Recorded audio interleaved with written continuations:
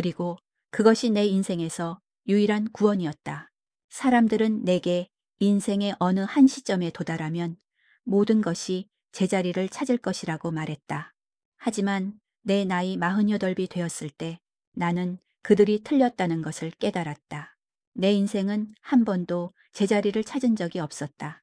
그저 조각난 파편들처럼 흩어져 있었을 뿐이었다. 이혼 후 혼자 살게 된 작은 오피스텔은 고요했고 그 고요함은 종종 나를 압도했다. 매일 아침 눈을 뜨면 어제와 똑같은 공기가 나를 맞이했다. 끓인 물로 커피를 내리고 식빵 한 조각을 토스터에 넣었다. 모든 행동은 기계적이었고 그 속에는 아무런 감정도 깃들어 있지 않았다. 나는 내가 살아있다는 사실을 인지하기 위해 애썼지만 거울 속에 나는 점점 더 무색무취의 존재가 되어갔다. 어린 시절부터 나는 가문의 자랑이 아니었다. 명문가 출신이었지만 뛰어난 재능도 눈에 띄는 미모도 없었다. 나는 그저 조용하고 순종적인 딸이었다.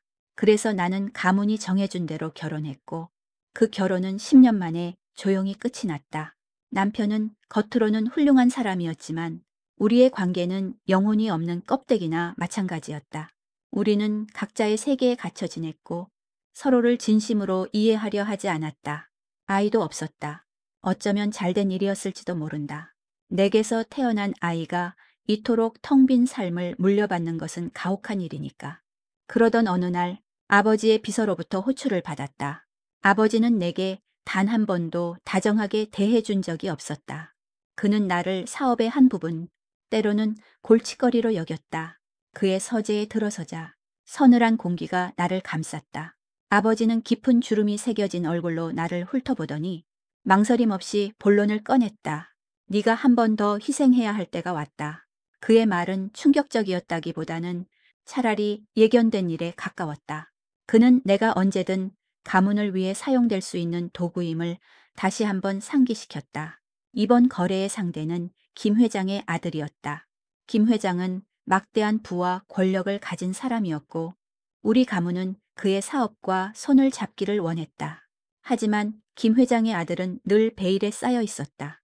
사람들은 그가 어릴 적 사고로 지적 능력을 잃어버렸다고 수군거렸다. 그들은 그를 바보 도련님이라고 불렀다. 그 아이는 세상과 단절된 채 살고 있어. 그에게 가장 필요한 건 안정적인 보호자야. 그리고 우리 가문의 이익을 위해 네가 그 역할을 맡아야 한다. 아버지의 말은 지극히 합리적이었다. 그들의 눈에는 내 감정이나 내 삶의 자유 같은 것은 고려 대상조차 되지 않았다. 나는 반항할 기력조차 없었다. 이혼 후 나는 이미 모든 것을 잃었다고 생각했다. 나의 자존심, 나의 희망, 나의 존재 이유까지도. 그래서 아버지의 제안은 마치 죽은 자에게 내린 새로운 형벌과도 같았다. 나는 아무런 표정도 짓지 않은 채 고개를 끄덕였다. 내 마음속에는 어차피 잃을 것도 없는 삶. 더 이상 무엇이 망가져도 상관없다는 체념만이 가득했다. 결혼식은 형식적이었다. 친지들 몇몇만 모인 조촐한 식장에서 나는 얼굴도 제대로 본 적 없는 남자와 부부가 되었다. 신랑은 식 내내 고개를 숙이고 있었고 사람들은 그를 배려한다는 명목으로 우리를 외면했다. 그날에 나는 화려한 웨딩드레스를 입고 있었지만 마치 수의를 입은 듯한 느낌이었다. 내 결혼식은 축복이 아닌 가문의 또 다른 사업 계약서에 불과했다. 그렇게 나는 김 회장의 저택에 들어섰다. 웅장하고 차가운 대리석 바닥, 정갈하게 놓인 고가구들, 모든 것이 완벽하게 정돈되어 있었지만 온기라고는 찾아볼 수 없는 곳이었다. 나에게 주어진 방은 손님방과 다를 바 없었다. 결혼은 했지만 우리는 부부가 아니라는 것을 명백히 보여주는 듯 했다. 짐을 풀고 방에 앉아 창밖을 내다봤다. 거대한 정원이 펼쳐져 있었지만 그 풍경은 내 마음속의 공허함을 더욱 부각시킬 뿐이었다. 나는 곧 내 남편을 만나게 될 것이라는 생각에 몸이 굳어졌다. 소문대로 그는 정말 바보일까? 그저 소문일 뿐이고 그는 평범한 남자일까?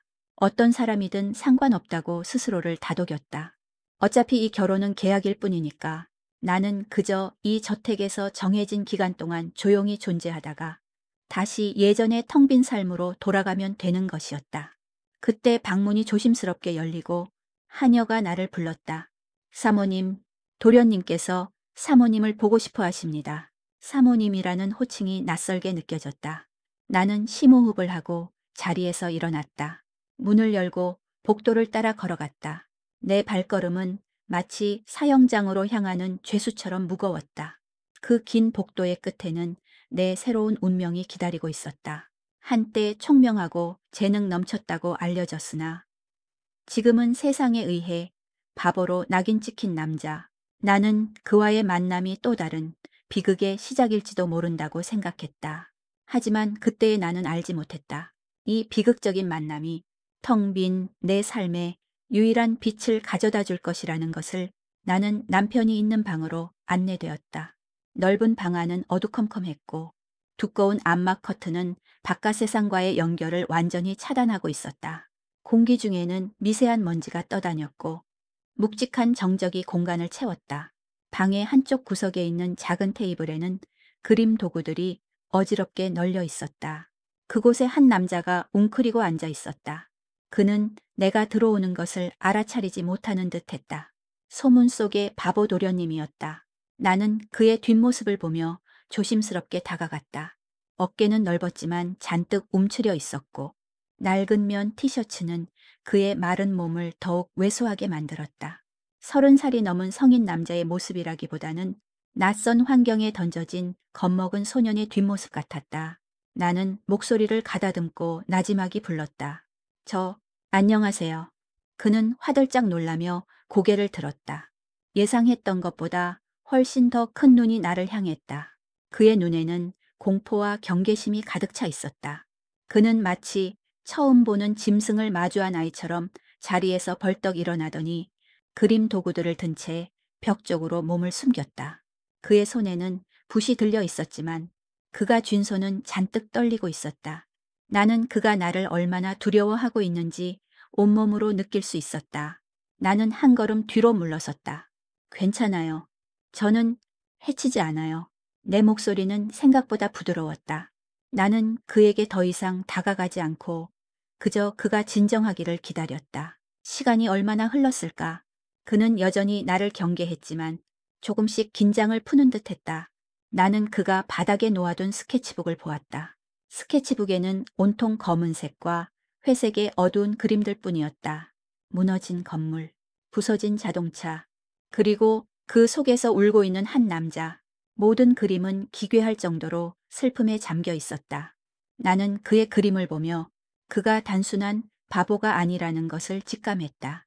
그에게는 분명 깊은 상처가 있었다. 그 순간 그의 시선이 다시 나를 향했다. 이번에는 경계심 대신 호기심이 담겨 있었다. 그는 그림을 그리던 붓을 내려놓고 천천히 내게 다가왔다. 그리고는 내 얼굴을 빤히 쳐다보았다. 그의 눈동자는 맑고 투명했다. 나는 그를 물끄러미 바라보았다. 그는 내 얼굴을 만져보더니 마치 처음 보는 물건을 탐색하는 아이처럼 내 머리카락을 만져보기도 하고 손을 잡았다 놓았다 하기도 했다. 그의 손은 차가웠고 그만큼 외로움이 깊어 보였다. 며칠이 흘렀다. 그는 내게 말을 걸지 않았다. 아니, 말을 하지 못했다. 그는 대신 행동으로 자신의 감정을 표현했다. 내가 방에 들어가면 숨어 있다가도, 내가 조용히 앉아 있으면 다가와서 내 옆에 앉았다. 내가 마실 물을 가지러 가면 그는 조용히 내 뒤를 따라와서 내가 물을 마시는 것을 지켜보았다. 그가 가장 좋아하는 것은 내 손을 잡고 조용히 앉아 있는 것이었다. 그의 손은 여전히 차가웠지만 그 작은 접촉은 나에게 묘한 위안을 주었다. 그의 방에서 나는 그에 대한 비밀을 하나둘씩 발견했다. 그가 그린 그림들은 단순한 낙서가 아니었다. 그것들은 그의 기억의 파편들이었다. 나는 그림을 통해 그가 과거에 겪었던 끔찍한 사고를 짐작할 수 있었다. 그는 자동차 사고로 인해 모든 것을 잃었다. 그리고 그 사고 이후로 그는 세상과 단절된 채 살아왔던 것이다. 나는 그의 그림을 보며 그가 얼마나 혼자서 고통을 감당해 왔는지 느낄 수 있었다. 그의 주변에는 그를 돌봐주는 사람들이 있었지만 아무도 그의 내면을 들여다보려 하지 않았다. 그들은 그저 그가 바보라는 틀에 가두고 편리하게 이용할 뿐이었다. 그의 상태를 알게 되자 나는 이 결혼이 더 이상 가문의 이익을 위한 계약이라고 생각할 수 없게 되었다. 그에게는 도움이 필요했다. 진정으로 그를 이해하고 보듬어줄 누군가가 필요했다. 나는 내 스스로에게 질문했다. 내가 정말 그를 도와줄 수 있을까? 나는 나 자신조차 돌보지 못하는 외로운 존재인데 이 상처 입은 영혼을 어떻게 치유해 줄 수 있을까? 그러나 그의 그림 속에서 나는 내 자신을 보았다. 텅 빈 삶 속에서 길을 잃은 나 자신. 그래서 나는 그에게 손을 내밀기로 결심했다. 그를 돕는 것이 어쩌면 나 자신을 돕는 유일한 방법일지도 모른다는 생각에 나는 그에게 책을 읽어주기 시작했다. 처음에는 동화책을 읽어주었다. 그는 내 목소리를 들으며 내 어깨에 기대어 잠이 들기도 했다. 나는 그의 머리카락을 쓰다듬어 주며 조용히 책을 읽었다. 그는 책의 내용을 이해하는 듯 보이지 않았지만 내 목소리를 듣는 것만으로도 안정감을 느끼는 것 같았다. 그는 점점 더 내게 의지하기 시작했다. 그는 더 이상 나를 두려워하지 않았고 가끔은 먼저 다가와서 내 손을 잡기도 했다. 나는 그의 눈을 보며 말을 걸었다. 이 그림은 슬퍼 보여요. 그는 내 말에 아무런 반응이 없었지만 그의 눈동자는 흔들렸다. 그 작은 흔들림 속에서 나는 그가 내 말을 이해하고 있다는 것을 느낄 수 있었다. 나는 그의 그림 도구들을 정리해주고 새로운 스케치북과 색연필을 사주었다. 그는 새로운 색연필을 보고 잠시 망설이더니 조심스럽게 파란색 색연필을 들었다. 그리고는 하늘을 그리기 시작했다. 그의 그림 속에는 처음으로 어둠이 아닌 푸른빛이 번져나갔다. 그의 작은 변화는 내게 큰 기쁨을 가져다 주었다. 나는 그가 단순히 바보가 아니라는 것을, 단지 깊은 상처를 입은 한 남자라는 것을 세상에 증명하고 싶었다. 그의 그림 속에서 나는 그가 얼마나 아름다운 세상을 꿈꾸고 있었는지 느낄 수 있었다. 그는 갇혀 있었지만 그의 영혼은 여전히 자유를 갈망하고 있었다. 나는 그의 유일한 통로가 되어주고 싶었다. 그가 다시 세상과 소통할 수 있도록 나는 그의 손을 잡고 함께 걸어가기로 마음먹었다. 이 계약 결혼이 텅 빈 우리 두 사람의 삶을 채워줄 기회가 될 것이라는 희미한 희망을 품고 며칠이 더 흘렀다. 나는 그의 방에서 대부분의 시간을 보냈다. 처음에는 어색하고 침묵만이 흘렀지만 이제는 제법 익숙해진 일상이었다. 나는 그에게 책을 읽어주거나 그가 그림을 그리는 것을 조용히 지켜보았다.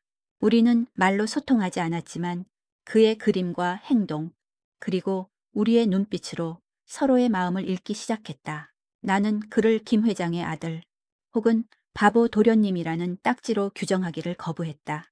그저 그를 있는 그대로의 한 사람, 김민준으로 바라보기 시작했다.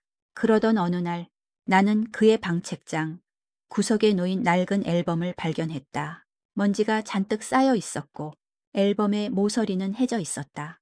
나는 조심스럽게 앨범을 펼쳤다. 그 안에는 한 남자의 과거가 담겨 있었다. 믿을 수 없을 정도로 총명하고 눈빛이 살아있는 한 남자. 그는 내가 알던 민준과 완전히 다른 사람이었다. 그의 사진 속에는 수많은 사람들이 그를 둘러싸고 있었고 그는 그들의 중심에 서 있었다. 그가 웃는 모습, 프레젠테이션을 하는 모습, 그리고 누군가와 열정적으로 대화하는 모습까지 모든 사진이 그가 얼마나 활기 넘치는 사람이었는지를 증명하고 있었다. 나는 앨범을 넘기다가 한 사진 앞에서 멈췄다. 사진 속에는 민준과 함께한 여자가 있었다. 그녀는 아름답고 우아했다. 그들은 행복해 보였다. 나는 질투심 대신 묘한 슬픔을 느꼈다. 그에게도 사랑하는 사람이 있었구나. 그 행복했던 시절이 대체 어떻게 파괴되었을까? 그때 민준이 조용히 내 옆으로 다가왔다. 그는 내 손에 들린 앨범을 쳐다보더니 갑자기 몸을 떨기 시작했다. 그의 얼굴은 새파랗게 질렸고 눈에는 다시 공포가 서렸다. 그는 사진 속의 자신을 보며 두려워했다. 마치 그 사진이 낯선 사람의 것이라도 되는 것처럼 나는 앨범을 황급히 덮었다. 괜찮아요. 민준 씨, 괜찮아. 나는 그를 진정시키려 애썼다. 그는 내 품에 안겨 어린아이처럼 흐느꼈다. 그 작은 울음소리는 내 가슴을 찢어놓는 듯했다. 나는 그를 안심시키기 위해 등을 부드럽게 쓰다듬어 주었다. 그의 과거에 대해 묻는 것은 너무 잔인한 일이라고 생각했다. 나는 그저 그를 안아주며 그의 고통을 함께 나누려 했다. 그의 울음소리가 잦아들었을 때 그는 나를 올려다보았다. 그의 눈은 여전히 젖어 있었지만 그 속에는 이전에는 보지 못했던 무언가가 담겨 있었다. 바로 도움을 갈망하는 절박함이었다. 나는 앨범을 가지고 밖으로 나왔다. 그리고 하녀를 불러 민준의 과거에 대해 물었다. 하녀는 처음에는 입을 다물었지만 나의 진심을 느끼고는 조심스럽게 입을 열었다. 그녀의 이야기는 충격적이었다. 민준은 사실 김 회장의 첫 번째 부인이 낳은 아들이었다. 그는 총명하고 유능하여 일찍부터 회사 후계자로 주목받았다. 하지만 김 회장이 재혼하면서 상황은 달라졌다. 새어머니와 그녀의 아들은 끊임없이 민준을 견제하고 질투했다. 사고가 난 날도 마찬가지였어요. 그가 중요한 계약을 성사시키고 돌아오는 길이었죠. 아무도 믿지 않지만 저는 확신해요. 그건 단순한 사고가 아니었어요. 한여는 목소리를 낮추며 말했다. 사고 후 도련님은 끔찍한 트라우마에 시달리셨어요. 기억을 잃고 어린아이처럼 퇴행하셨죠. 그들은 그 틈을 노렸어요. 도련님을 정신병원에 가두려 했지만 김 회장님께서 강하게 반대하셨죠. 대신 도련님을 세상과 격리시키고 바보라고 소문을 나에게 했어요. 그렇게 하면 아무도 도련님을 건드릴 수 없을 테니까요. 나는 그들의 잔인함에 치를 떨었다. 그들은 한 사람의 영혼을 파괴하고 그 영혼을 감옥에 가두었다. 나는 하녀에게서 들은 이야기들이 얼마나 끔찍한 현실인지 온몸으로 느낄 수 있었다. 그리고 나는 이 모든 것이 단순히 사업적 이익을 위한 일이 아님을 알았다. 그들의 욕심과 질투가 한 사람의 삶을 송두리째 앗아갔던 것이다. 그날 밤 나는 잠을 이루지 못했다. 민준의 그림들이 머릿속을 맴돌았다. 무너진 건물, 부서진 자동차, 그리고 그 속에서 울고 있는 남자. 그것은 단순한 상상 속의 그림이 아니었다. 그것은 그의 끔찍했던 기억이었다. 나는 그를 돕기로 결심했다. 단순히 그의 상처를 보듬어주는 것을 넘어 그를 올가맨 사슬을 끊어주고 싶었다. 그는 바보가 아니었다. 그는 단지 세상에 의해 바보가 되도록 강요받은 희생양이었다. 다음 날 아침 나는 민준에게 다가가 그의 손을 잡았다.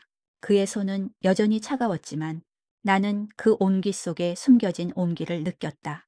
민준 씨, 괜찮아요? 이제 모든 것을 잊어도 돼요. 하지만 한 가지만 기억해 주세요. 저는 당신을 믿어요. 당신은 바보가 아니에요. 저는 당신을 원래의 자리로 돌려보내줄 수 있어요. 내 말은 그에게 어떤 의미였을까? 그는 나를 빤히 바라보았다. 그의 눈에는 여전히 불안이 서려 있었지만 그 속에는 처음으로 희미한 희망의 빛이 비치는 듯했다. 나는 내 자신에게 말했다. 나는 이제 더 이상 무기력한 존재가 아니다. 나는 그에게는 유일한 희망이고 나는 그를 위해 싸울 것이다. 나는 그에게 닥친 비극이 단순히 한 개인의 불행이 아니라 욕망의 눈먼 사회의 민낯이라는 것을 보여주고 싶었다.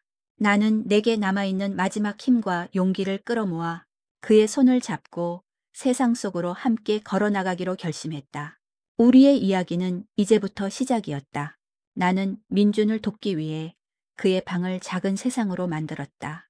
창문 가리개를 걷어 햇빛이 들어오게 했고 어둡고 칙칙했던 방의 벽에는 밝은 색의 그림들을 붙였다. 그의 스케치북에는 더 이상 무너진 건물들이 없었다. 대신 푸른 하늘, 따뜻한 햇살 아래 웃고 있는 사람, 그리고 손을 잡고 걸어가는 두 사람의 모습이 담기기 시작했다. 그의 그림은 그의 마음을 반영했다. 그의 그림이 밝아질수록 그의 눈빛도 조금씩 생기를 되찾았다. 나는 그에게 말하는 법을 가르쳐주기 시작했다. 처음에는 간단한 단어부터 시작했다. 물, 밥, 바깥. 그는 단어를 따라하는 것을 힘들어했지만 포기하지 않았다. 내가 물이라고 말하면 그는 물컵을 가리켰다. 내가 밥이라고 말하면 그는 식탁에 앉았다. 그의 작은 반응 하나하나가 나에게는 큰 기쁨이었다. 어느 날 내가 방을 정리하고 있을 때였다. 그가 갑자기 나를 불렀다. 누, 나. 그의 목소리는 갈라지고 어색했지만 나는 그의 말을 알아들었다. 그는 나를 누나라고 불렀다. 나는 그의 손을 잡고 눈물을 흘렸다. 그래, 민준 씨, 내가 여기 있어요. 우리는 함께 정원을 산책하기 시작했다. 처음에는 그가 사람들을 두려워해 집 밖에 나가는 것을 거부했지만 나는 그의 손을 잡고 조용히 속삭였다. 괜찮아요. 제가 지켜줄게요. 그는 내 말을 믿어주었다. 우리는 이른 새벽이나 해질 역에 정원을 걸었다. 그는 꽃과 나무, 그리고 벌레들을 신기한 눈으로 바라보았다. 그는 내가 설명해주는 모든 것을 흡수하려 애썼다. 그의 세상은 조금씩 확장되고 있었다.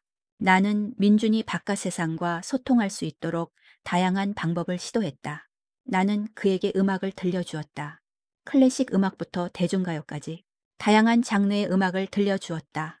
그는 특히 잔잔하고 서정적인 음악을 좋아했다.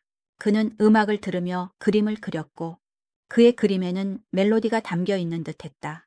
나는 그에게 요리를 가르쳐 주었다. 그는 처음에는 무서워했지만 내가 옆에서 지켜보자 용기를 냈다.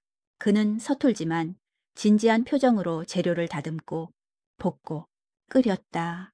그가 만든 요리는 맛이 없었지만 나는 그가 만든 요리를 모두 먹어주었다. 그가 환하게 웃는 모습을 보는 것이 나에게는 최고의 보상이었다. 우리의 관계는 점점 깊어졌다.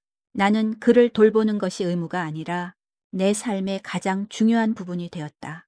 나는 그와 함께하는 시간을 통해 내 자신을 되찾고 있었다. 나는 더 이상 외롭지 않았다. 나는 그에게 기댈 수 있었고 그는 내게 의지했다. 우리는 서로에게 유일한 피난처가 되었다. 나는 그에게 내 과거를 이야기해 주었다. 내 실패한 결혼, 내 텅 빈 삶, 그리고 나의 외로움에 대해 그는 내 이야기를 모두 이해하는 듯했다. 그는 그저 내 손을 잡고 고개를 끄덕여 주었다. 그 작은 행동이 나에게는 가장 큰 위로였다. 어느 날 우리는 함께 거실에서 텔레비전을 보고 있었다. 뉴스에서는 김 회장 일가에 대한 소식을 전하고 있었다. 민준의 새어머니와 이복 동생이 회사의 중요한 계약을 성사시켰다는 내용이었다. 민준은 뉴스를 보며 갑자기 온몸을 떨기 시작했다. 그는 소리를 지르며 텔레비전을 부수려고 했다. 나는 그를 끌어안고 진정시켰다. 괜찮아요. 민준 씨, 괜찮아? 다 끝났어요. 그는 내 품에 안겨 어린아이처럼 흐느꼈다. 나는 그의 어깨를 쓰다듬어 주며 속삭였다. 걱정하지 마세요. 내가 당신을 지켜줄게요. 그들이 당신에게 다시 상처를 주지 못하게 할게요. 그날 밤 나는 민준이 잠든 것을 확인하고 그의 방을 나왔다. 나는 내 방으로 돌아와 잠시 생각에 잠겼다. 민준의 상태가 호전될수록 나는 그가 왜 이런 상태가 되었는지에 대한 진실을 더 깊이 파고들고 싶어졌다. 나는 그의 과거를 조사하기 시작했다. 나는 그의 전 직장 동료들을 찾아가고 그의 주치의를 만나고 그리고 사고 현장을 찾아갔다. 나는 그의 사고가 단순한 사고가 아니라는 것을 확신했다. 그리고 그 배후에는 그의 새어머니와 이복 동생이 있었다. 그들의 욕심과 야망이 한 사람의 삶을 망가뜨린 것이다. 나는 그들의 잔인함에 치를 떨었다. 그들이 민준을 바보로 만들고 그를 세상과 단절시킨 것은 단순한 우연이 아니었다. 그것은 계획된 범죄였다. 나는 그들의 죄를 밝혀내고 민준을 원래의 자리로 돌려보내 주기로 결심했다. 이 결혼은 더 이상 계약이 아니었다. 그것은 내 삶의 사명이자 민준을 향한 나의 사랑이었다. 나는 그를 위해 싸울 것이다. 나는 이제 더 이상 외롭고 무기력한 존재가 아니었다. 나는 사랑하는 사람을 지키기 위해 무엇이든 할 수 있는 사람이 되었다. 나는 나의 모든 것을 걸고 그와 함께 이 싸움에 뛰어들기로 결심했다. 우리의 사랑은 이제 시작이었다. 민주는 더 이상 어린아이처럼 행동하지 않았다. 그는 내가 책을 읽어줄 때면 조용히 듣고 가끔은 나에게 질문을 던지기도 했다. 그의 질문들은 날카로웠고 나는 그 속에서 그가 얼마나 총명했던 사람인지를 다시 한번 느낄 수 있었다. 그의 눈빛은 맑고 깊어졌지만 여전히 깊은 슬픔과 불안을 담고 있었다. 그는 여전히 자신이 바보라는 가면을 쓰고 있었다. 그는 그 가면이 자신을 보호해줄 유일한 방패라고 믿는 듯했다. 어느 날 나는 민준에게 그의 과거 사진 앨범을 다시 보여주었다. 이번에는 그가 두려워하지 않도록 차분히 설명해 주었다. 이 사람은 민준 씨의 예전 모습이에요. 당신은 이 사진 속의 사람보다 훨씬 더 멋지고 강한 사람이에요. 민준은 사진을 뚫어져라 쳐다보았다. 그의 손이 미세하게 떨리고 있었다. 그가 사진에 손을 얹자 그의 눈빛이 순간적으로 날카롭게 변했다. 그는 나를 빤히 바라보았다. 나, 누구? 그의 목소리는 갈라졌지만 그 질문은 분명했다. 나는 그의 질문에 답해주지 않았다. 대신 그의 손을 잡고 부드럽게 말했다. 민준 씨는 민준 씨예요. 그 어떤 것도 당신을 바꿀 수 없어요. 그날 이후 민준은 변하기 시작했다. 그는 더 이상 낮잠을 자지 않았고 정원에서 그림을 그리는 대신 책상에 앉아 펜을 들었다. 그는 매일 밤늦게까지 무언가를 썼다. 나는 그에게 방해되지 않도록 조용히 지켜보았다. 그가 쓰는 글씨는 힘이 넘쳤고 그가 그리는 그림은 더 이상 슬프지 않았다. 그의 그림에는 희망과 자유가 담겨 있었다. 나는 그의 변화를 보며 희미한 희망을 품었다. 그가 곧 그의 모든 것을 되찾을 것이라는 희망. 어느 저녁 민준이 나를 찾아왔다. 그는 나에게 서류 한 묶음을 건넸다. 그것은 그가 직접 작성한 회사 복귀 계획서였다. 나는 서류를 훑어보며 놀라움을 금치 못했다. 그의 계획은 완벽하고 치밀했다. 그는 모든 것을 기억하고 있었다. 심지어 과거에 그를 배신했던 사람들의 명단과 그들이 저지른 모든 부정한 행위들까지. 나는 그가 단지 기억을 되찾은 것이 아니라 그동안 바보라는 가면 속에서 모든 것을 지켜보고 있었음을 깨달았다. 그의 침묵은 무지 때문이 아니라 복수를 위한 준비였다. 그는 바보의 가면을 쓰고 적들이 방심하게 만들었던 것이다. 나는 그에게 물었다. 왜 저에게 이 모든 것을 보여주시는 거죠? 그는 나를 빤히 바라보았다. 그의 눈빛은 더 이상 순수하고 어린아이 같지 않았다. 그 속에는 총명함과 함께 차가운 분노가 담겨 있었다. 당신 믿으니까. 그의 목소리는 여전히 어색했지만 그가 하는 말은 진심이었다. 그는 내가 그를 바보가 아닌 한 인간으로 대해준 유일한 사람이었기에 나를 믿고 모든 것을 털어놓았다. 나는 그의 믿음에 보답하기로 결심했다. 나는 그를 위해 무엇이든 할 준비가 되어 있었다. 다음 날 아침 우리는 김 회장을 찾아갔다. 민주는 평소처럼 조용히 내 옆에 앉아 있었다. 김 회장은 우리를 보며 조심스럽게 물었다. 민준이가 많이 좋아졌나? 나는 고개를 끄덕였다. 그때 민준이 자리에서 일어나 김 회장에게 서류를 건넸다. 아버지, 이것은 제가 회사를 되찾을 계획입니다. 그의 말은 서툴렀지만 그가 내뿜는 아우라는 압도적이었다. 김 회장은 서류를 훑어보더니 그의 눈빛을 보고는 모든 것을 직감했다. 민준아, 네가 돌아온 것이냐? 김 회장은 눈물을 흘리며 민준을 끌어안았다. 민준은 아버지를 안고 조용히 미소 지었다. 그의 미소는 슬펐지만 동시에 단호했다. 그는 더 이상 도련님이 아니었다. 그는 다시 한번 회사의 총수로 돌아왔다. 이 소식이 회사에 알려지자 모두가 충격에 빠졌다. 그를 바보라고 비웃고 무시했던 사람들은 모두 두려움에 떨었다. 민준의 이복 동생과 새어머니는 당황했고 그들은 민준을 정신병자로 몰아붙이려 했다. 하지만 민준은 이미 모든 것을 준비해 두었다. 그는 그들이 저지른 모든 부정을 폭로하고 그들을 법의 심판대에 세웠다. 그는 냉정하고 단호했다. 나는 그의 옆에서 그 모든 과정을 지켜보았다. 그는 내가 알던 순수하고 어린아이 같던 사람이 아니었다. 그는 차갑고 잔인한 사업가였다. 나는 그를 돕고 싶었지만 그의 주변에 다가갈 수 없었다. 그는 자신의 복수를 위해 모든 감정을 숨기고 있었다. 그가 복수를 끝냈을 때 그는 나를 바라보았다. 그의 눈빛은 예전의 온기를 되찾았지만 그 속에는 알 수 없는 슬픔이 담겨 있었다. 고마워. 당신 덕분에 내가 돌아올 수 있었어. 그의 목소리는 여전히 서툴렀지만 나는 그의 진심을 느낄 수 있었다. 하지만 나는 그가 다시 한번 세상 속으로 돌아간 것을 보며 묘한 불안감을 느꼈다. 그가 나를 다시 혼자 남겨두고 떠나갈 것 같다는 불안감에 민준의 복귀는 성공적이었다. 그는 단 일주일 만에 회사의 모든 권력을 장악했고 그를 배신했던 사람들은 모두 법의 심판을 받았다. 뉴스에는 연일 민준의 이야기가 보도되었고 세상은 그를 기적의 총수라고 칭송했다. 하지만 나는 그의 곁에 있을 수 없었다. 그는 예전의 차갑고 날카로운 사업가로 돌아와 있었고 나는 그의 곁에서 마치 투명 인간처럼 느껴졌다. 그는 바쁘다는 핑계로 밤늦게야 돌아왔고 우리는 거의 대화할 시간이 없었다. 나는 다시 혼자가 된 듯한 느낌에 휩싸였다. 나는 그를 이해하려고 노력했다. 그는 오랜 시간 동안 쌓인 분노와 복수심에 사로잡혀 있었다. 그는 그 감정들을 해소하기 위해 모든 것을 쏟아붓고 있었다. 하지만 나는 그가 그 감정의 굴레에서 벗어나지 못하고 있다는 것을 느낄 수 있었다. 그는 복수를 끝냈지만 그의 영혼은 여전히 과거에 갇혀 있었다. 나는 그의 옆에 서 있었지만 그의 마음은 너무 멀리 있었다. 어느 날 저녁 나는 민준의 방으로 들어갔다. 그는 책상에 앉아 굳은 얼굴로 서류를 보고 있었다. 나는 조심스럽게 그에게 다가갔다. 민준 씨, 너무 무리하지 마세요. 그는 내 말을 듣지 못하는 듯 했다.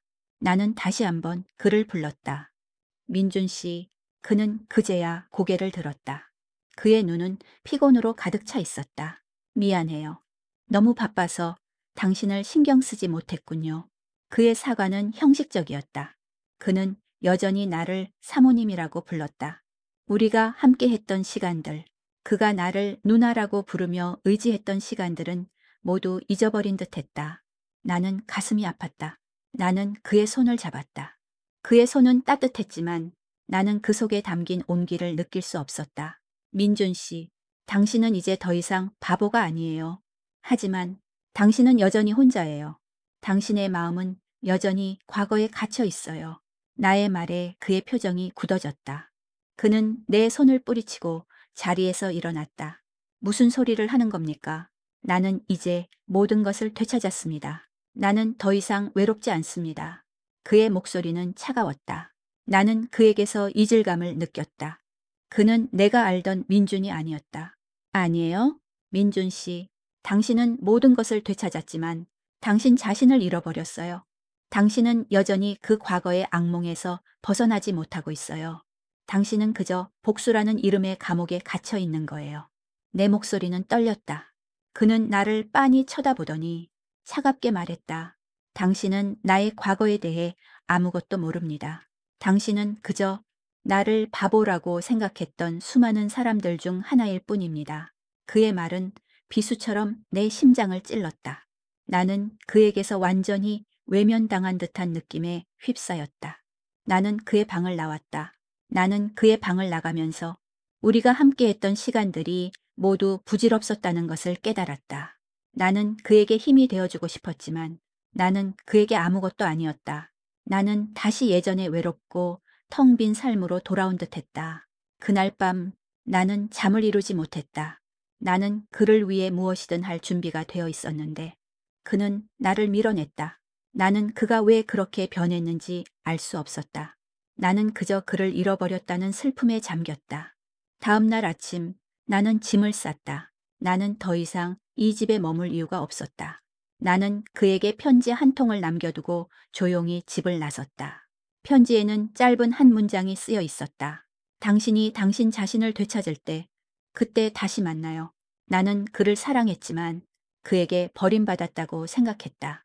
나는 그가 나를 필요로 하지 않는다는 것을 알았다. 나는 다시 혼자가 되었지만 나는 더 이상 슬프지 않았다. 나는 그를 위해 모든 것을 바쳤고 그것으로 충분했다. 나는 그가 언젠가 나를 찾아와 줄 것이라는 희미한 희망을 품고 낯선 세상 속으로 발걸음을 옮겼다. 나는 그를 향한 나의 사랑이 그에게 닿기를 바라면서 나는 민준의 저택을 떠났다. 다시 혼자가 된 나는 낯선 도시의 작은 원룸에서 지내게 되었다. 텅 빈 방 안, 나는 내가 가지고 온 낡은 스케치북을 펼쳤다. 그 안에는 민준이 예전처럼 아이 같은 모습으로 그린 그림들이 가득했다. 내가 그를 처음 만났을 때의 어두운 그림들부터 우리가 함께 정원을 산책하며 그린 밝은 그림들까지 나는 그림들을 한 장, 한 장 넘기며 그와의 추억을 되새겼다. 내 손에는 여전히 그가 잡았던 온기가 남아있는 것 같았다. 하지만 그 온기는 이제 내게 고통으로 다가왔다. 나는 그를 잊기 위해 노력했다. 나는 새로운 일자리를 구하고 새로운 사람들을 만났다. 하지만 내 마음은 여전히 그에게로 향해 있었다. 나는 매일 아침 뉴스를 통해 그의 소식을 접했다. 그는 기적의 총수로 불리며 승승장구하고 있었다. 그는 냉철하고 카리스마 넘치는 사업가로 변해 있었다. 나는 그의 성공을 보며 기뻤지만 동시에 묘한 슬픔을 느꼈다. 그가 성공할수록 그는 내가 알던 순수한 민준으로부터 멀어져 가는 것 같았기 때문이었다. 어느 날 나는 우연히 그와 마주쳤다. 그는 중요한 사업 미팅을 위해 고급 레스토랑으로 향하고 있었다. 그는 나를 보지 못했다.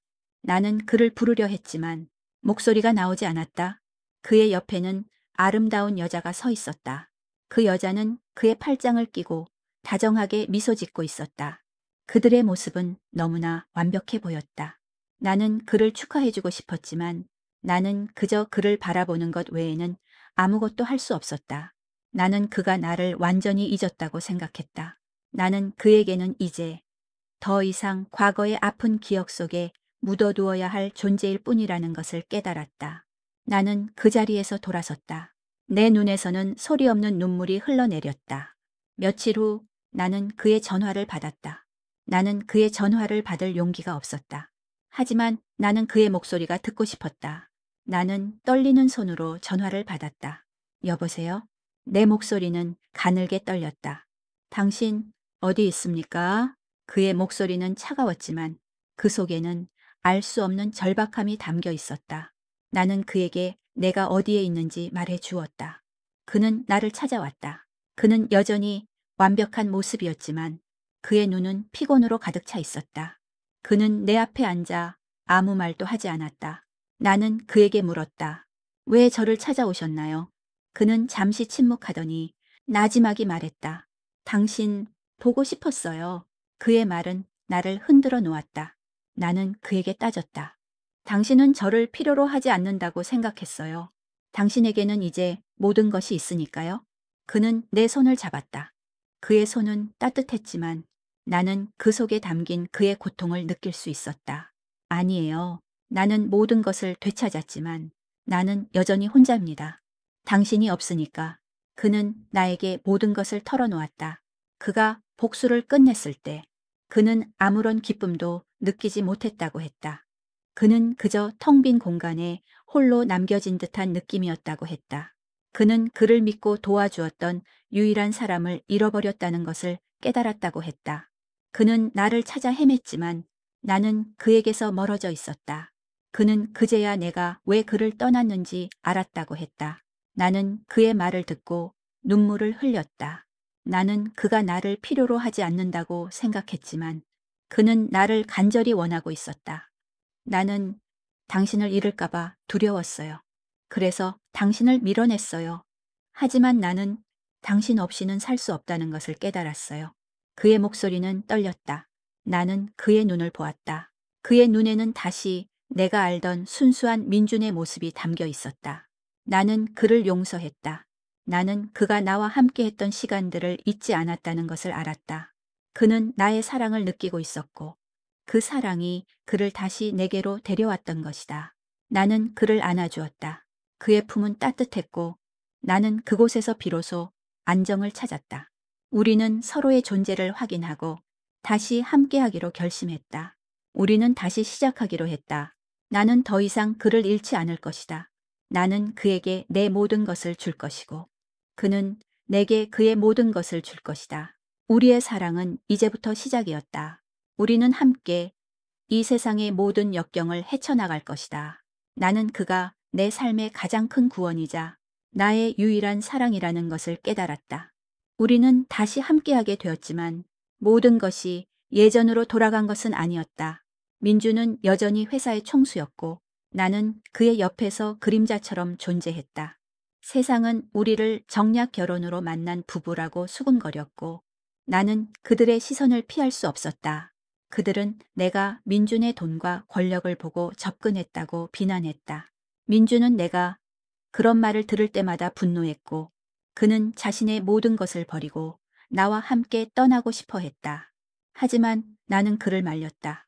나는 그가 힘들게 되찾은 모든 것을 포기하는 것을 원하지 않았다. 민준 씨, 우리는 그들의 시선에 흔들리지 않을 거예요. 우리는 우리의 방식으로 행복하면 돼요. 나는 그의 손을 잡고 말했다. 그는 내 말을 듣고 눈물을 글썽거렸다. 그는 내가 얼마나 그를 사랑하고 있는지, 그리고 내가 그를 위해 얼마나 많은 것을 포기하고 있는지를 알고 있었다. 그는 내게 약속했다. 나는 당신을 위해 살겠습니다. 당신이 원하는 대로 나는 당신의 남편으로, 당신의 동반자로 살겠습니다. 민주는 그날 이후로 변했다. 그는 더 이상 일에만 매달리지 않았다. 그는 저녁이면 일찍 퇴근해 나와 함께 저녁을 먹었고 주말이면 나와 함께 정원을 산책하거나 영화를 보았다. 그는 내가 좋아하는 모든 것을 기억하고 있었다. 나는 그가 바쁘다는 핑계로 나를 외면했던 과거의 민준이 아니라는 것을 알았다. 그는 내게 그의 모든 것을 보여주려 애썼다. 그의 서툰 표현 방식은 때로는 웃음을 자아냈지만 나는 그의 진심을 느낄 수 있었다. 하지만 우리의 행복은 오래가지 못했다. 민준의 이복 동생이 감옥에서 출소했다는 소식이 들려왔다. 그는 여전히 민준에 대한 복수심에 불타고 있었고 그는 민준의 가장 약한 부분을 공격하기로 결심했다. 그 약한 부분은 바로 나였다. 그는 내가 이혼한 경력이 있고 우리 가문이 망해가는 상황에서 민준에게 의도적으로 접근했다는 소문을 퍼뜨렸다. 사람들은 그 소문을 믿었다.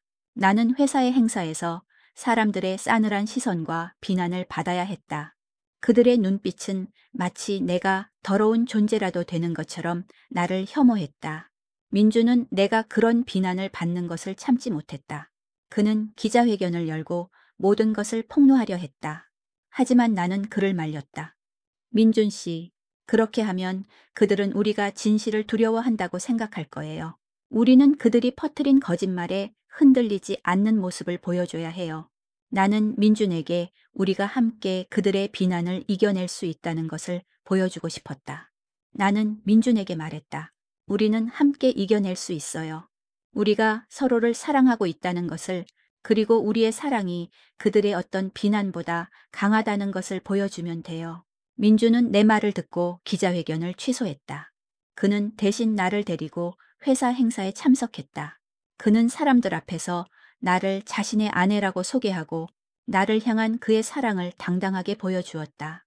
그는 사람들의 비난을 무시하고 나와 함께 미소 지으며 걸었다. 그의 당당한 모습은 사람들을 침묵시켰다. 나는 그가 나의 손을 잡고 당당하게 걸어가는 것을 보며 나는 그와 함께라면 그 어떤 어려움도 이겨낼 수 있다는 것을 깨달았다. 우리는 함께 그들의 비난을 이겨냈고 우리의 사랑은 더욱 단단해졌다. 나는 그가 나의 남편이자 나의 가장 소중한 친구이자 나의 모든 것이라는 것을 깨달았다. 우리는 더 이상 사람들 앞에서 우리 관계를 증명하려 애쓰지 않았다. 우리는 그저 우리만의 작은 세계에서 행복을 찾았다. 민주는 바쁜 스케줄 속에서도 매일 저녁 나를 위한 시간을 만들었다. 우리는 함께 저녁 식사를 하고 조용히 음악을 듣고 때로는 아무 말 없이 서로의 손을 잡고 앉아 있었다. 그 침묵 속에서도 우리는 서로의 마음을 읽을 수 있었다. 그가 얼마나 나를 사랑하는지, 그리고 내가 얼마나 그를 사랑하는지 우리는 서로에게 말하지 않아도 알 수 있었다. 어느 날 민주는 내게 말했다.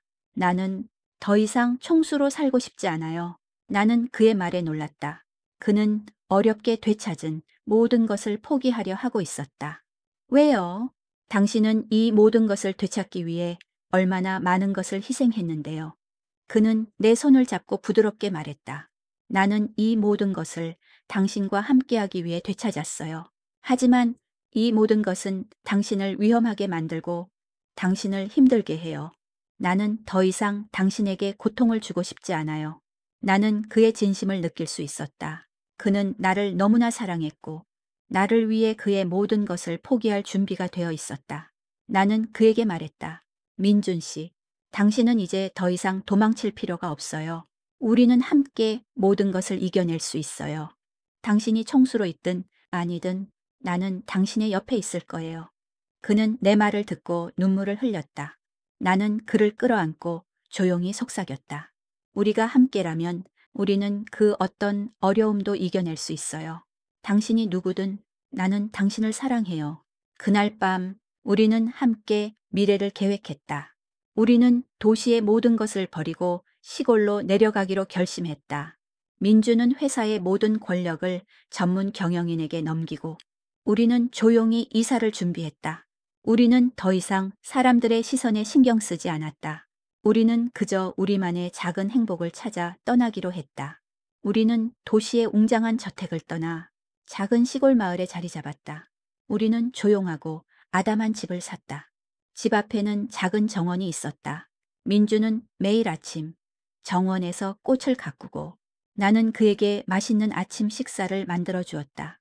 우리는 더 이상 비싼 옷을 입지 않았고 값비싼 자동차를 타지 않았다. 우리는 그저 소박하고 평화로운 삶을 살았다. 민주는 더 이상 차갑고 냉철한 사업가가 아니었다. 그는 다시 내가 알던 순수하고 따뜻한 사람이 되었다. 그는 정원에서 흙을 만지며 웃었고 나를 위해 직접 만든 요리를 선보이기도 했다. 나는 그의 행복한 모습을 보며 행복했다. 나는 그와 함께하는 삶이 내가 평생을 꿈꾸던 삶이라는 것을 깨달았다. 어느 날 저녁, 우리는 함께 정원에 앉아 별을 보았다. 민주는 내 손을 잡고 말했다. 당신 덕분에 나는 다시 살 수 있었어요. 당신이 나를 바보가 아닌 한 사람으로 대해주지 않았다면 나는 여전히 그 어둠 속에 갇혀 있었을 거예요. 그의 목소리는 진심으로 가득 차 있었다.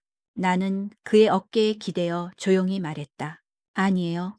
민준 씨, 당신이 저를 구해줬어요. 당신의 순수함이 저의 텅 빈 삶을 채워주었어요.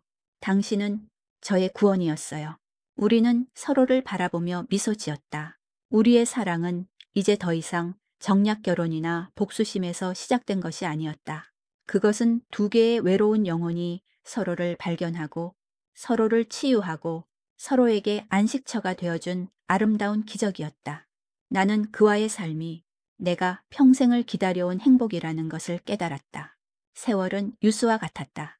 우리는 어느덧 머리가 희끗희끗한 노부부가 되었다. 민주는 더 이상 회사의 총수도 바보 도리어님도 아니었다.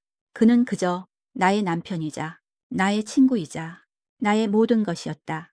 우리는 아침이면 함께 정원에서 꽃을 가꾸고 오후에는 차를 마시며 책을 읽었다. 저녁이면 함께 식사를 하고 하루 동안 있었던 일들을 서로에게 이야기해 주었다. 우리의 삶은 평화롭고 소박하며 그 자체로 완벽했다. 우리의 집에는 작은 작업실이 있었다. 민주는 그곳에서 다시 그림을 그리기 시작했다. 그의 그림은 더 이상 어둡고 슬프지 않았다. 그의 캔버스에는 따뜻한 햇살, 푸른 하늘, 그리고 내가 좋아하는 꽃들이 가득했다. 그의 그림 속에는 우리의 행복한 삶이 고스란히 담겨 있었다. 나는 그의 그림을 보며 미소 지었다. 그의 그림은 그의 영혼을 반영했다. 그의 그림이 밝아질수록 그의 영혼도 평화로워지고 있었다. 어느 날 저녁, 우리는 함께 정원에 앉아 있었다. 붉은 노을이 하늘을 물들이고 있었고 잔잔한 바람이 우리를 감쌌다. 민주는 내 손을 잡고 조용히 말했다. 당신을 처음 만났을 때 나는 당신이 나를 또 다른 감옥으로 데려갈 사람이라고 생각했어요. 나는 그의 말에 고개를 끄덕였다. 나도 당신을 처음 만났을 때 내가 또 다른 비극의 주인공이 될 거라고 생각했어요. 우리는 서로를 바라보며 웃었다. 우리의 만남은 처음에는 비극이었지만 그 비극은 결국 우리에게 구원을 가져다 주었다. 우리의 삶은 기적이었어요. 민준이 말했다. 나는 당신을 만난 것이 내 인생에서 가장 큰 행운이었다고 생각해요. 당신이 나를 포기하지 않았기에 나는 다시 살 수 있었어요. 나는 그의 손을 잡고 말했다. 아니에요. 민준 씨, 당신이 저에게 손을 내밀어 주지 않았다면 저는 여전히 그 텅 빈 삶 속에서 길을 잃고 있었을 거예요. 당신은 저의 유일한 구원이었어요. 우리는 더 이상 과거에 대해 이야기하지 않았다. 우리는 그저 현재를 살았다. 우리는 함께 늙어가고 함께 추억을 만들어갔다. 우리의 사랑은 더 이상 뜨겁고 열정적인 것이 아니었다. 그것은 잔잔하고 깊고 영원한 것이었다. 그것은 마치 오래된 나뭇뿌리처럼 서로에게 깊숙이 박혀 우리의 삶을 단단하게 지탱해 주었다. 어두운 밤이 찾아오고 하늘에는 수많은 별들이 반짝였다. 우리는 서로의 어깨에 기대어 별들을 바라보았다. 우리의 삶은 그 별들처럼 반짝였다. 나는 그가 내 곁에 있다는 사실에 감사했다. 그는 내게 삶의 의미를 가르쳐 주었고 나는 그에게 사랑의 힘을 가르쳐 주었다. 우리는 서로에게 필요한 존재였고 우리는 서로의 삶을 완성시켰다. 나는 그와의 만남이 내가 평생을 기다려온 인연이라는 것을 깨달았다. 우리는 비극적인 만남을 통해 서로를 발견했고 서로의 상처를 치유했다. 우리의 이야기는 비극으로 시작했지만 행복으로 끝났다. 나는 그의 손을 잡고 조용히 속삭였다. 고마워요, 나의 사랑. 내 삶에 들어와줘서 그는 내 손을 더 꼭 잡으며 대답했다. 사랑해요, 나의 구원. 그날 밤 나는 평화롭게 잠들었다. 내 옆에는 내가 평생을 찾아 헤매던 사람이 있었다. 나는 그와의 삶이 그 어떤 이야기보다 아름다운 이야기라는 것을 깨달았다. 우리의 이야기는 이렇게 끝이 났다. 비극 속에서 피어난 한 편의 아름다운 사랑 이야기로 나는 바보와 결혼했다.